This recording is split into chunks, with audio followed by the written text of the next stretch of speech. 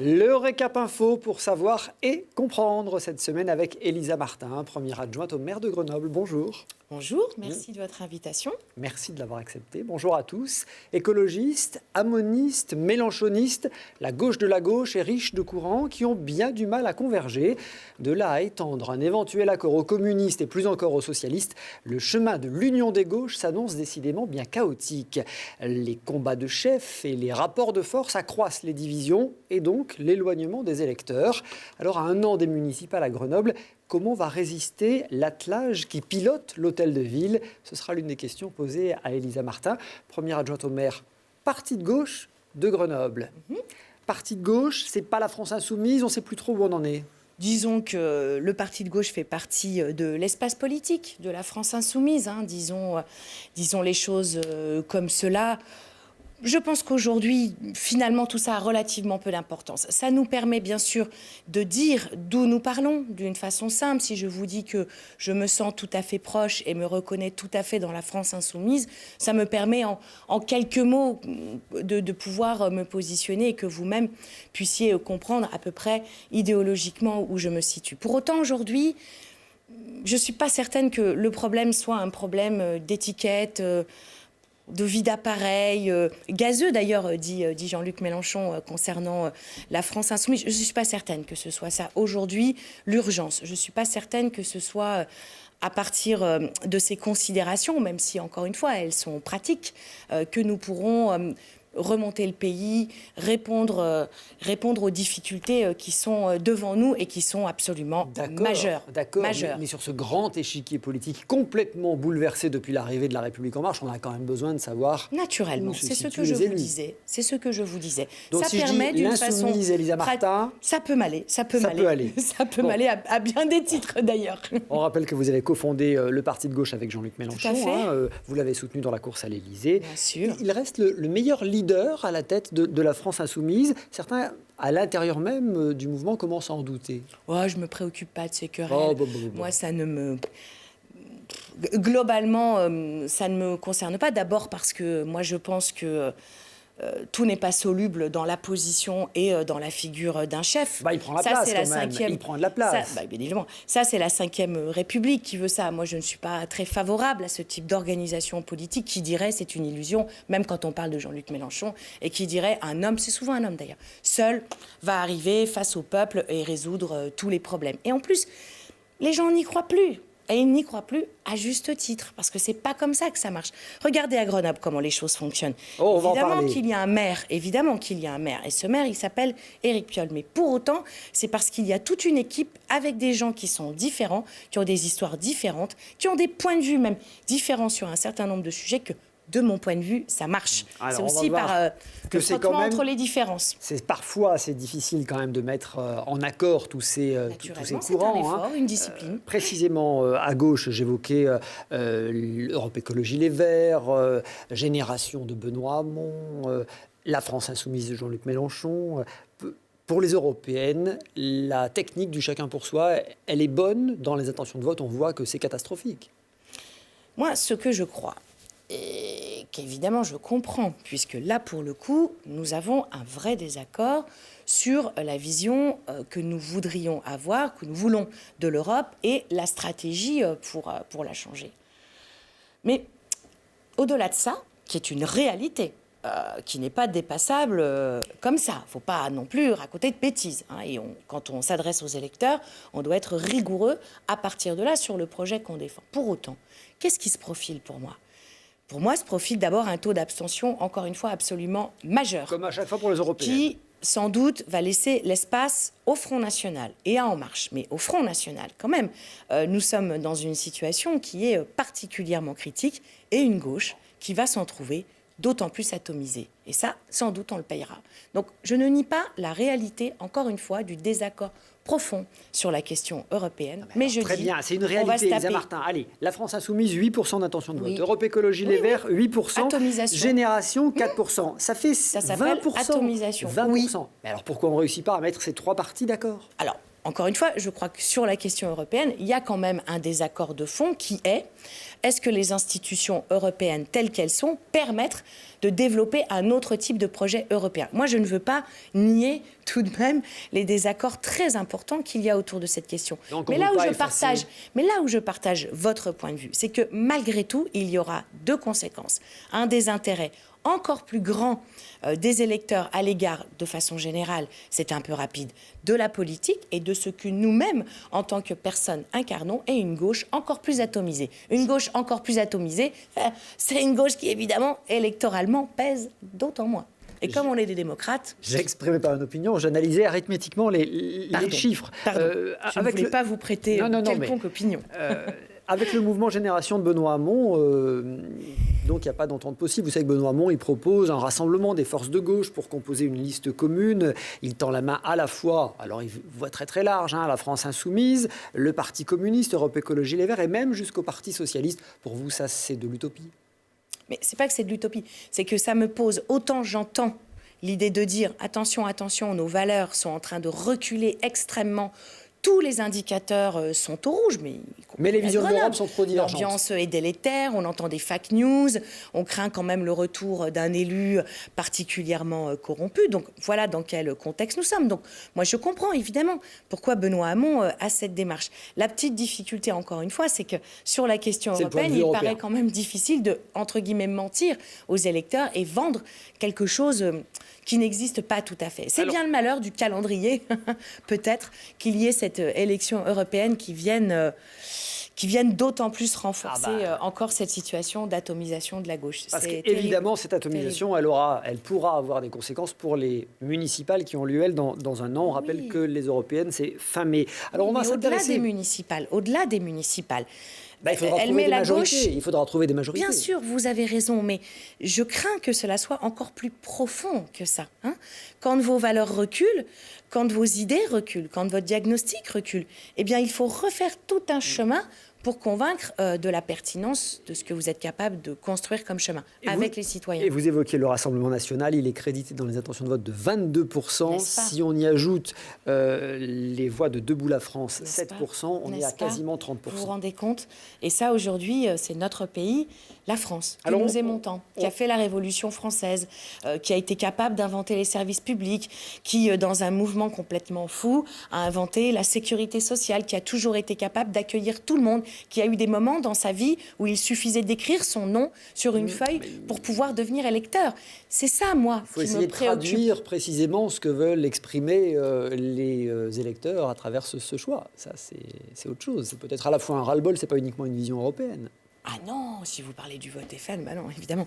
D'ailleurs, je ne suis même pas certaine que dans ce cas-là aussi, les électeurs du Front National aient une vision totalement claire de la position européenne sur la question du FN. Allez, moi je veux qu'on s'intéresse à la France insoumise aux européennes. Est-ce que cette tête de liste, alors je rappelle qu'elle s'appelle Manon Aubry, elle a 29 ans, c'est quelqu'un qui n'a jamais fait de politique, qui a d'ailleurs été choisi, je pense, en partie pour ça. Est-ce qu'elle vous a convaincu, Manon Aubry? Elle faisait son premier meeting cette semaine. Alors, on ne fait pas du marketing, mais moi, j'avoue être plutôt satisfaite de ce choix. D'abord parce que c'est une femme. Voilà, et je l'assume, et que malgré tout, ça c'est décidé depuis longtemps, ça. Oui, tout à fait. Malgré la parité, on sent bien que la place des femmes en politique, comme dans la société française, est encore à construire. J'apprécie le regard neuf, tout en étant averti, intelligent, fondé sur de la culture et des connaissances qu'elle apporte. Et je lui souhaite toutes les chances possibles pour porter nos couleurs. Mais je crois que pour le coup, elle en est plus que capable. Elle incarne quelque chose de la gauche que nous voulons. Elle vient de l'extérieur. C'est l'ancienne porte-parole de l'ONG, l'organisation non gouvernementale Oxfam. Elle a été propulsée à cette responsabilité. Certains disent, à l'intérieur même de la France insoumise, que c'est un bon choix parce qu'elle mettra fin au sectarisme qui secoue la France insoumise. Eh bien, tant mieux. si telle est... C'est pour ça qu'elle a été choisie. Oui, je pense que c'est aussi... Bon, plus sérieusement, c'est aussi une façon de montrer qu'il y a une capacité à gauche à être représentée par quelqu'un qui n'a pas un marquage partisan majeur. Disons les choses comme ça me paraît plus positif et plus juste. Mais je vois que vous ne niez pas qu'il y ait des sectarismes à l'intérieur de la France. Il y a un attachement toujours parfois extrêmement fort à son orientation et à son outil politique, bien sûr, c'est comme partout. Allez, on va reparler politique tout à l'heure en évoquant la ville de Grenoble et les prochaines municipales de l'an prochain, de 2020. Mais avant cela, on en vient à l'actualité de la semaine. Pour Grenoble, c'est le dispositif des quartiers de reconquête républicaine. Cette semaine, le ministère de l'Intérieur a confirmé son extension aux quartiers de la Villeneuve, Grenoble et Échirolles, et aussi aux quartiers Renaudy et Chamberton à Saint-Martin-d'Air. 35 agents viendront renforcer les effectifs de la police nationale. On en parle, Elisa Martin, juste après ce reportage. Les quartiers de Villeneuve de Grenoble, d'Échirolles et Renaudy-Chamberton à Saint-Martin-d'Air dans le dispositif des quartiers de reconquête républicaine. L'objectif est de renforcer la sécurité et d'accroître le niveau de confiance de la population envers policiers et gendarmes. C'est l'ex-ministre de l'Intérieur, Gérard Collomb, lors de sa venue sur le territoire, qui avait annoncé ce dispositif, mais aussi d'autres mesures. Il y a déjà 2 choses qui ont été mises en place très rapidement. Plus 20 effectifs policiers en décembre dernier, qui a permis de créer le groupe d'action antidrogue ici, à Grenoble. Et la deuxième chose, la CRS, elle est positionnée à Grenoble et elle fait aussi du travail par sa présence de lutte contre la drogue dans des quartiers qui sont identifiés comme étant des quartiers de trafic. Le groupe d'action antidrogue est né après des demandes de la population en termes de sécurité. Même si tous les policiers sur Grenoble luttent déjà contre les stupéfiants, ils doivent aussi répondre à d'autres missions. Le but de cette strate est donc d'être plus réactif en intervenant sur un seul dossier à la fois.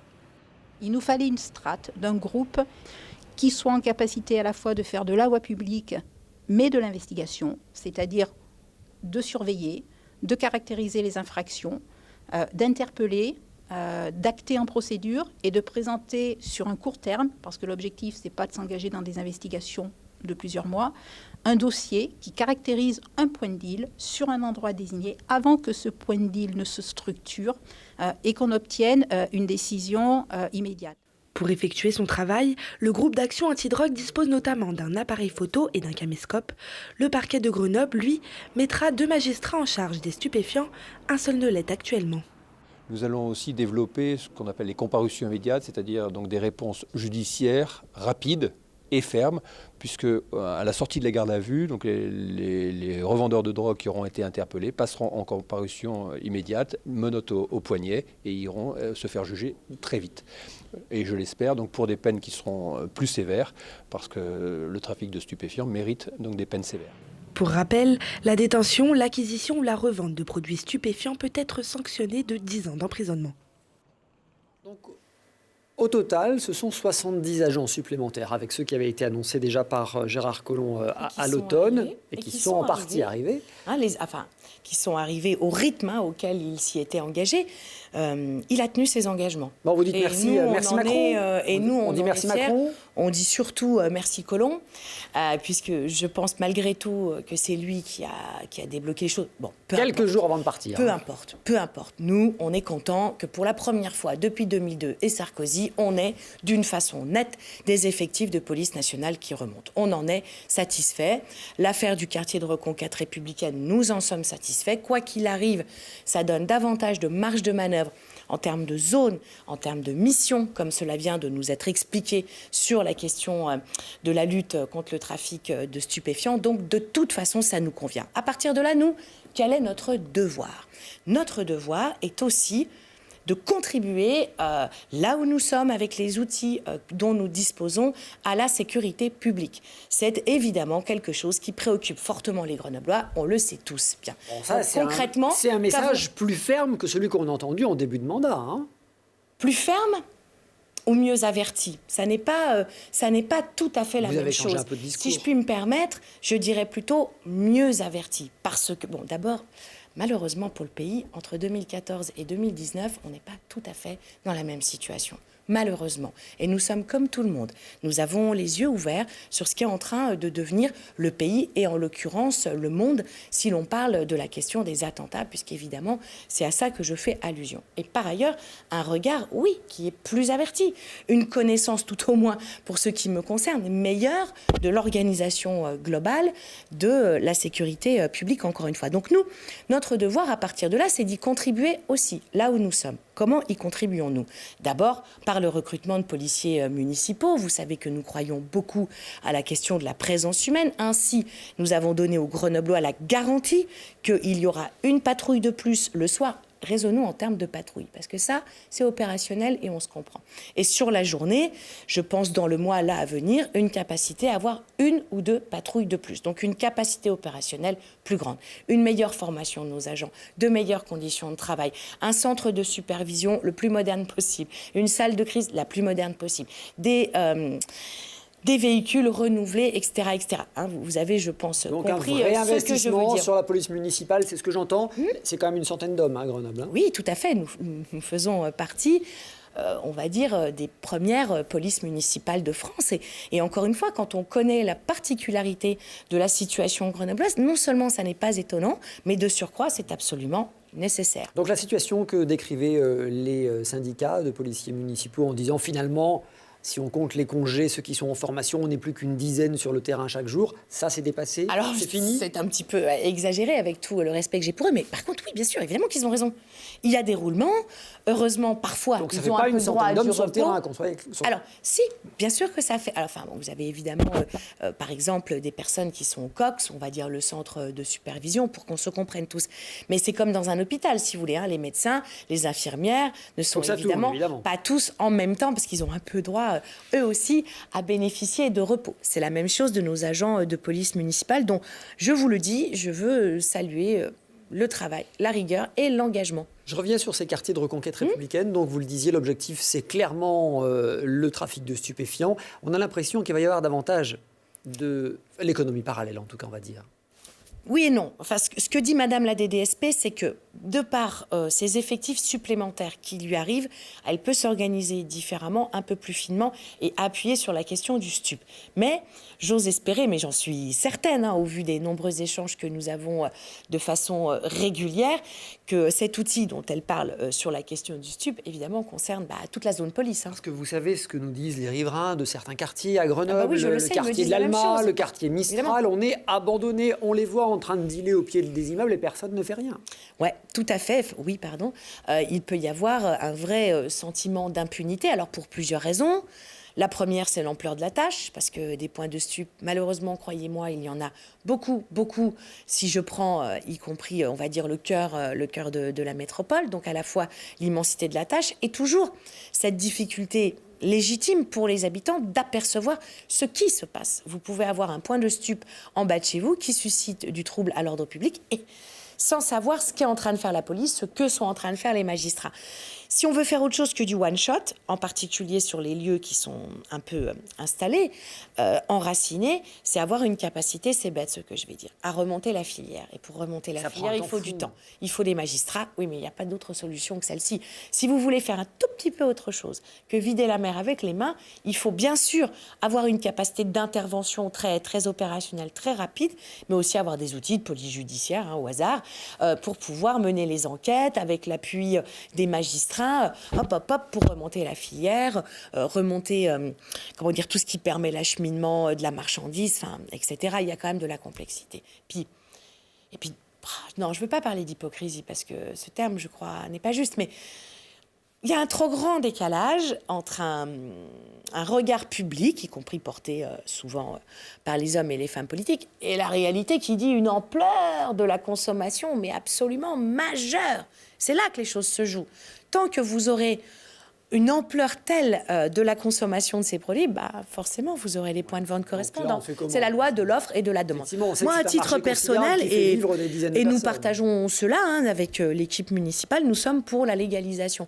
Mais pas parce que nous serions des babas cool qui rêveraient de je ne sais quoi d'ailleurs, mais parce que la prohibition empêche un travail de sûreté et elle empêche aussi un travail de santé publique.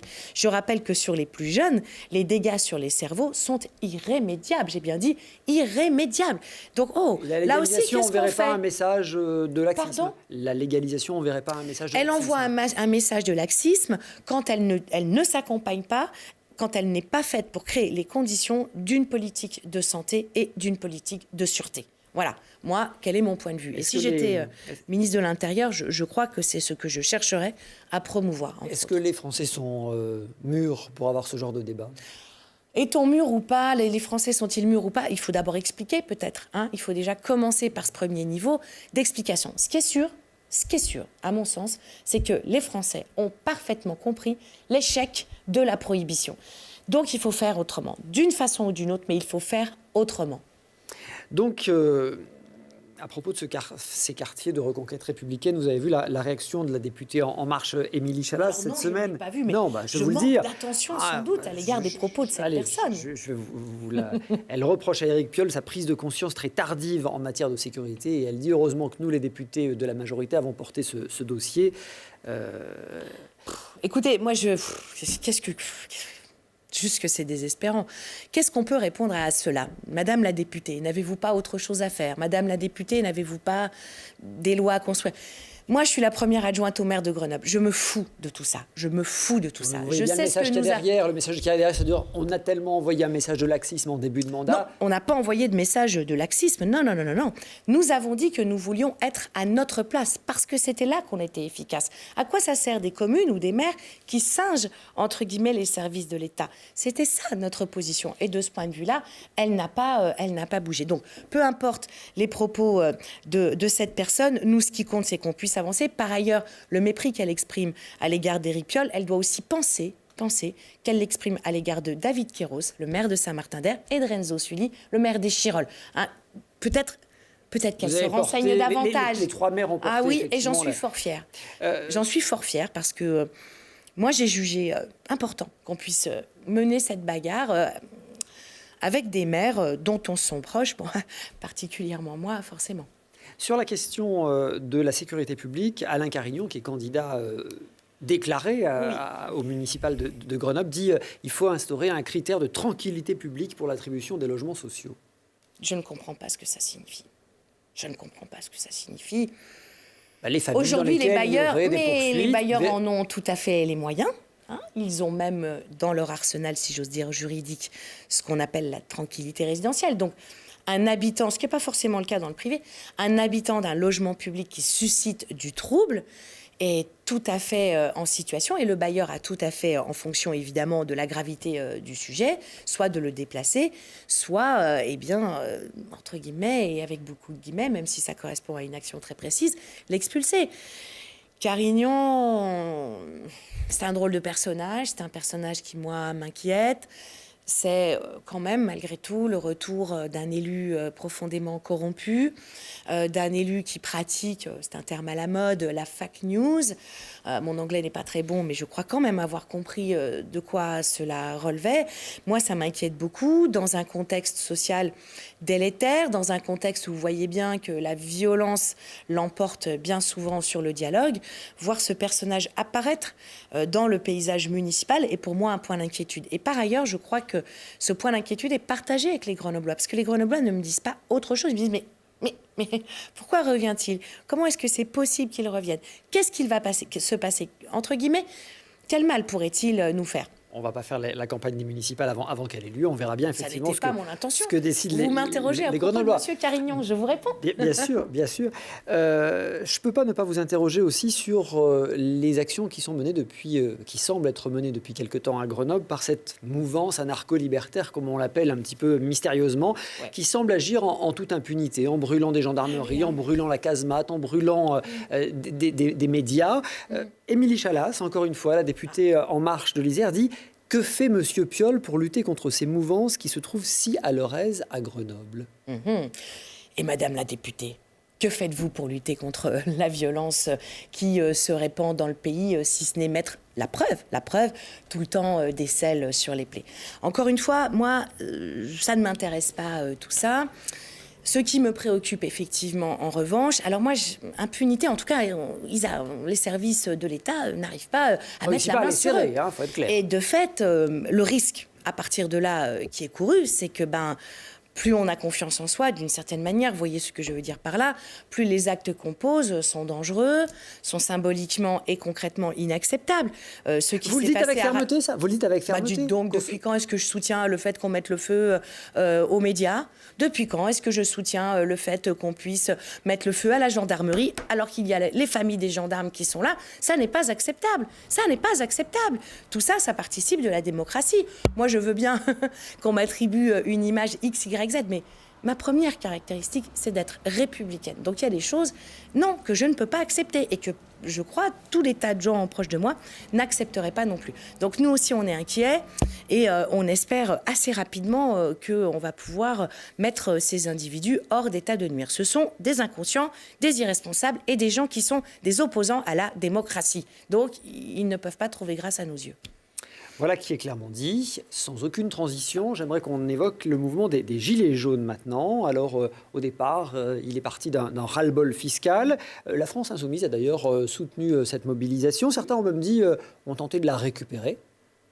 La récupérer, je ne sais pas si on... D'abord, avant de récupérer le mouvement des Gilets jaunes, entre nous soit dit, il faut se lever un petit peu de bonheur. Ça, l'histoire l'a dit après. Oui, quand même, on a quand même un peu d'expérience. Personne ne sort de l'œuf. Peu importe cela. C'est un mouvement qui exprime des choses, vous l'avez dit d'ailleurs, un peu fort diverses. Bon. Moi, ce que j'aperçois de la place où je suis, c'est deux choses. La première, l'aspiration à une autre répartition des richesses. Une grande révolte, une grande indignation face à de tels écarts, par exemple, de revenus, de rémunération. Même si ça pose évidemment la question fiscale et que ça n'est pas sans lever des contradictions. Mais il y en a tellement dans la classe politique. Pourquoi n'y en aurait-il pas dans le peuple, n'est-ce pas? Et la deuxième chose que j'aperçois, c'est la profonde aspiration démocratique. Et ça, c'est formidable. Parce que ça veut dire que, quelque part, dans ce pays, il y a encore cette idée qu'on peut articuler la loi et la rue.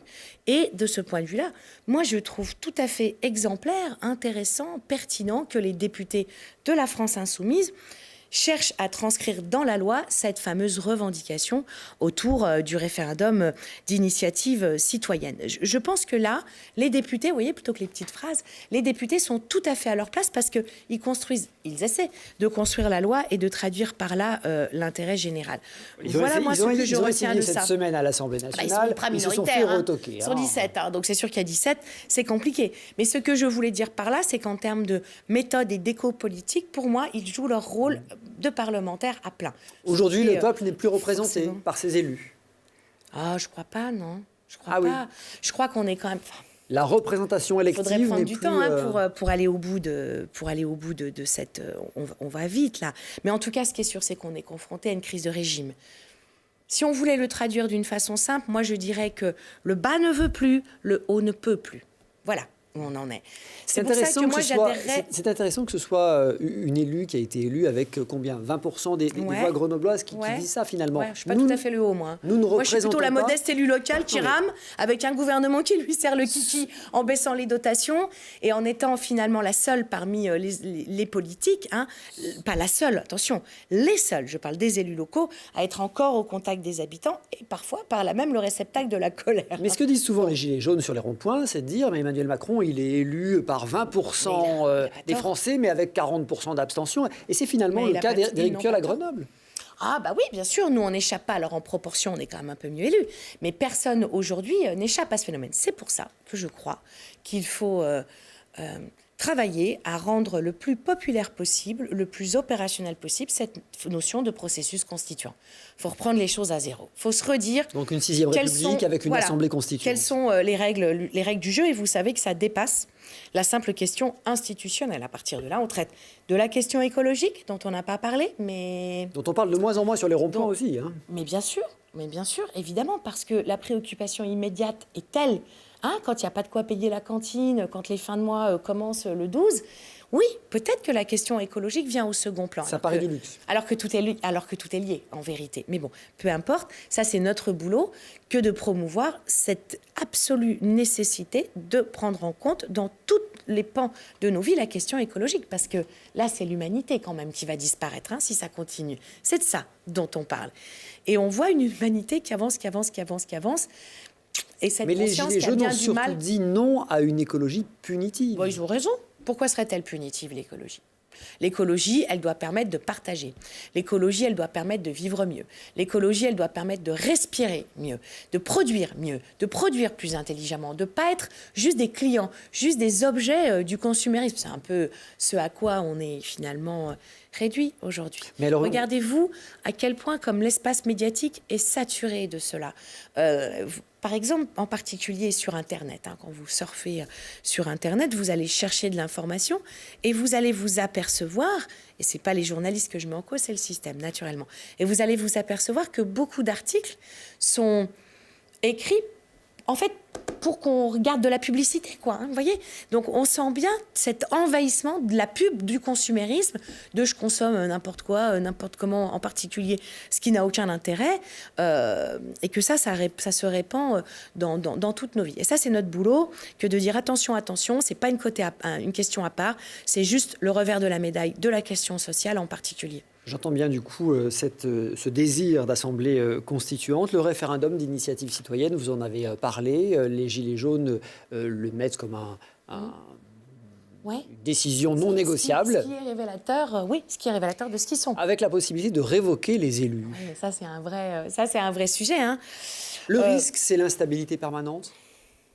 Non, parce que ça dépend comment vous avez construit en particulier vos institutions, on va dire parlementaires. Vous êtes pour la révocation possible des élus ? Je suis un peu partagée, à vrai dire, parce que je suis une élue et que je veux garder ma place. Non, sérieusement, je suis un peu... Non, mais comme ça, je le dis, ça va mettre tout le monde à l'aise, vous me connaissez. Non, je suis un peu partagée, parce que malgré tout, il faut du temps. Regardez, nous, ce qu'on nous a demandé de faire et ce qu'on nous demande de faire.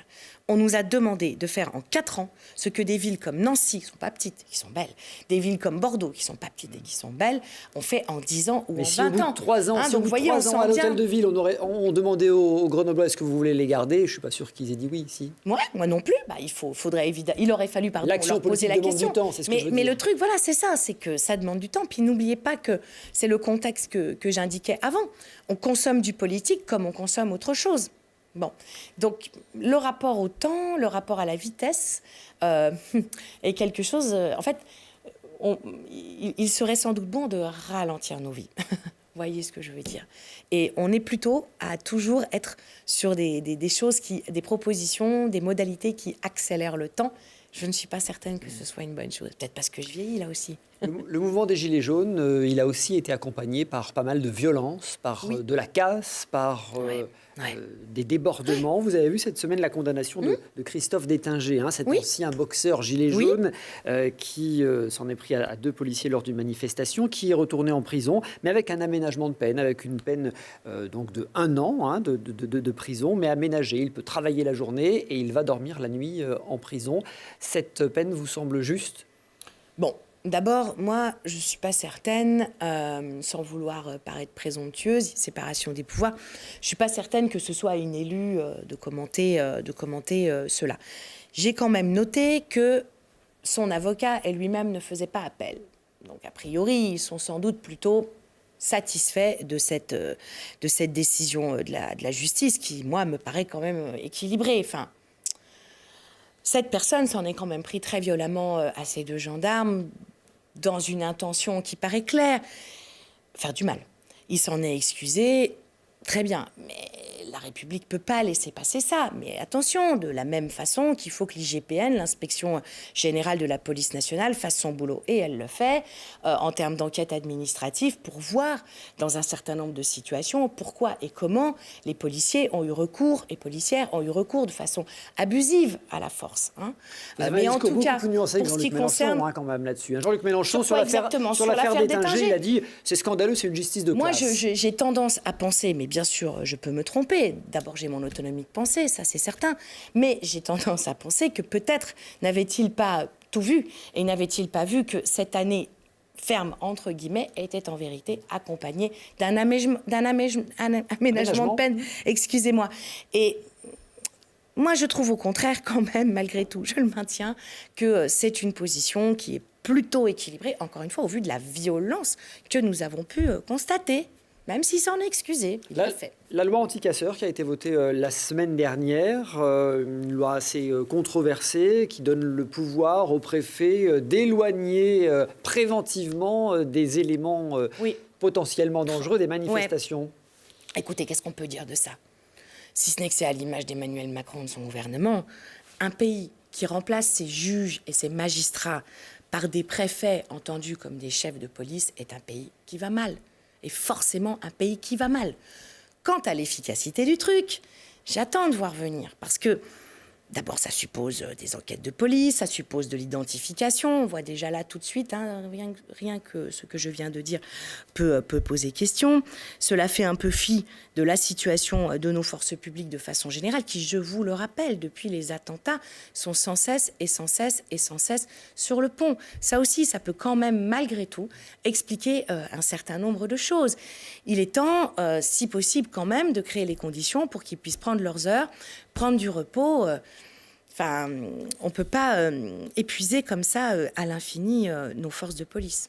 Cette semaine, pour la première fois, dans un sondage, les Français ont exprimé leur souhait de voir cesser le mouvement des Gilets jaunes. Un peu moins de 60% des Français le souhaitent. Et vous? La seule façon de le faire cesser, elle est simple, c'est qu'Emmanuel Macron bouge. Et c'est qu'au moins, il a annoncé 11 symboliquement, milliards, 11 milliards. Alors pour l'instant, il mène surtout une campagne à l'œil, pour un coût entre 10 et 15 millions d'euros que nous allons payer. Pour l'instant, il mobilise, on ne sait pas très bien ni dans quelles conditions exactement, mais sans dire comment la parole qui serait recueillie sera effectivement traitée. Disons, pour l'instant, il balade avant toute chose. Non. Il balade avant toute chose les Français. Mais pourquoi je ne crois pas au grand débat? Pas parce que je veux dire du mal d'Emmanuel Macron pour dire du mal d'Emmanuel Macron, mais que si les choses étaient ne serait-ce que claires, il afficherait une méthode en disant, voilà, on va recueillir la parole comme ça, et elle va être traitée de cette façon, et ça donnera cela. Là, on y comprend quelque chose. Là, pour l'instant, encore une fois, moi, j'ai surtout le sentiment qu'Emmanuel Macron mène la campagne européenne avec mon argent de citoyenne. Hein. C'est bien de ça dont je veux parler, et ça n'est pas très acceptable. Et il ne fait de cette façon-là qu'alimenter la violence, le climat délétère, etc. Soyons clairs. Ce n'est pas les policiers qui sont responsables de ce qui se passe dans le pays, c'est Emmanuel Macron. Et les policiers finissent par devenir des sortes de boucs émissaires et finissent par être coincés entre des gilets jaunes qui les confondent avec le gouvernement. Vous comprenez bien que je veux aller vite, hein, personne n'est complètement dupe, et un gouvernement qui les met en avant et qui les laisse se prendre toute la charge et toute la violence. Et c'est quand même pas très acceptable, ni pour le mouvement social, ni pour, évidemment, les policiers. Élisa Martin, les municipales à Grenoble, c'est dans un an maintenant. Oui.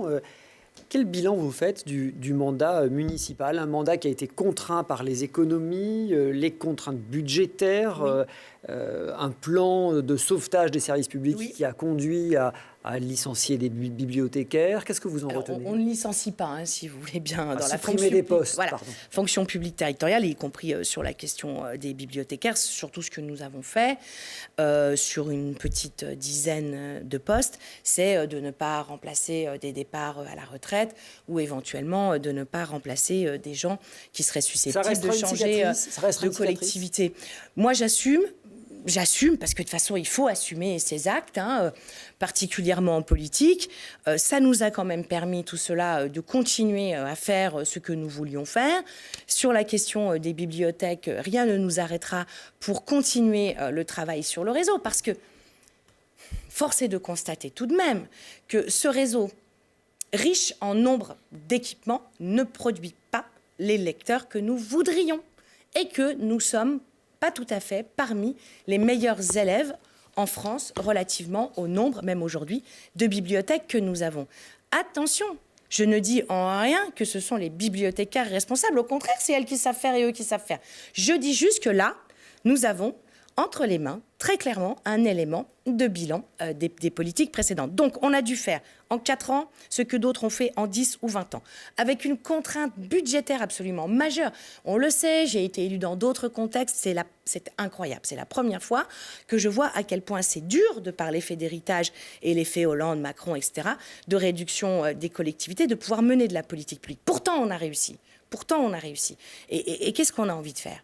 On a envie d'inviter les citoyens à refaire préfabriqué, si j'ose dire, du programme électoral, de la proposition qui va venir après ce mandat et qu'on trouve les moyens de porter tout ça tous ensemble. Donc fier du mandat accompli, fier du J'assume, bilan, oui. le parti de gauche partira aux côtés d'Éric Piolle dès le premier tour l'an prochain au municipal. Alors, ce qui va être absolument déterminant, c'est évidemment le projet et la méthode et la façon dont nous allons le construire, encore une fois, tous ensemble. Mais attention, quand je dis tous ensemble, c'est pour ça que je ne vais pas répondre à votre histoire de parti de gauche aux côtés d'Éric ou pas, parce que ça suffit les étiquettes. Stop. On avait déjà en 2014 donné cette indication. Quand même, mais pourquoi vous dites y venir? Parce que ça paraît être une contrainte. Pourquoi ça serait une contrainte? Bien au contraire, ça peut être tout à fait de l'ordre de quelque chose qui nous plaît et qui nous mobilise au plus profond de nous-mêmes. C'est pas ça que je veux vous dire. Et il n'y a pas de contrainte. Mais c'est pas naturel. Du coup, de partir ensemble aujourd'hui, c'est pas naturel après 6 ans de mandat. C'est pas ça que je veux dire. C'est pas ça, vu tout ce qu'on partage. Mais c'est pas ça que je veux dire. Ce que je veux dire, c'est que ni Éric Piolle, ni moi, d'ailleurs, ne voulons d'une addition d'étiquettes. Alors toi, t'es le parti de gauche. Alors c'est quoi les 4 propositions sur lesquelles tu ne transigeras pas? Et toi, stop avec ça. C'est pas les régionales de 2010, vous voyez, pour donner un exemple, dans lequel moi-même j'étais comme ça. Hein. C'est tout à fait clair. Nous ne voulons pas d'une addition d'étiquettes, quelles que soient ces étiquettes. Oui, nous comptons, c'est clair, Éric et moi-même, sur un certain nombre de forces politiques. Et j'espère qu'elles seront de toute façon au rendez-vous. Mais vous comprenez, ce qui nous anime, nous, c'est poursuivre tout ce chemin que nous avons commencé à entamer avec les citoyens. Est-ce que j'ai été claire? Je le crois quand même. En partie, mais on va quand même laisser passer les enseignements des européennes et puis on vous réinvitera après pour voir si votre raisonnement est le même après. Avec grand plaisir. Elisa Martin, merci beaucoup d'avoir été notre invitée. Mais c'est moi qui vous remercie. Merci à tous de votre fidélité. Retrouvez-nous tout de suite sur Internet, sur les réseaux sociaux pour le supplément, le bonus du Récap Info avec Elisa Martin et la semaine prochaine avec un nouvel invité.